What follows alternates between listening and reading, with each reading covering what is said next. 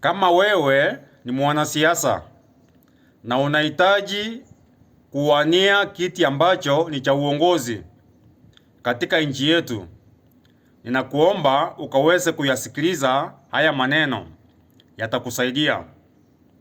Usiuze mali zako ili upate pesa ya kuenda kuwaonga wananchi ili wakupigie kura. Unanielewa?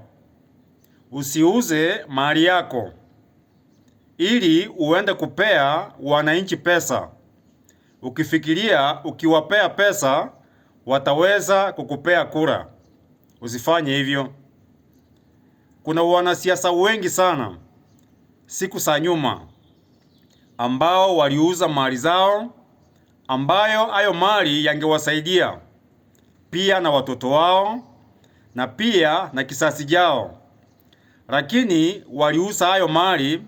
Wengine mambo hayakuenda venye ambavyo walivyokuwa wamefikiria.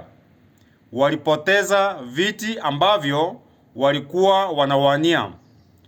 Kwa hivyo yale mali ambayo walikuwa wameuza yaliisha hivyo.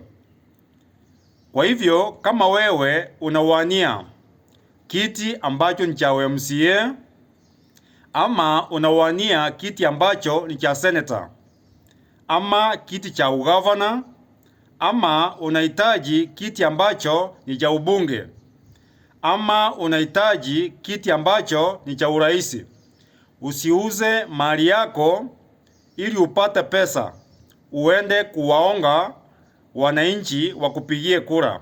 Hapana. Kwa hivyo ni vema ukaweza kuwa na hekima. Hapo kwenu ninajua kuna mtu fulani ambaye unayemfahamu aliuza mali yake yote akaenda akawaonga wananchi akifikiria watampea kura, lakini baadaye hawakumpea. Saa hii huyu jamaa huwa analia, anaomboleza. Kwa nini? Alidanganyika akauza mali yake yote akifikiria akipea wananchi pesa, akiwaonga watampea kura. Saa hii huyu jamaa ni maskini na analia.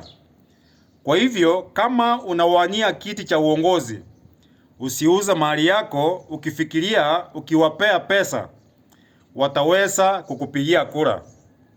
Haya mambo nimeyaleta mapema ili mjue. Wala ambao mtapuuza, tutaona.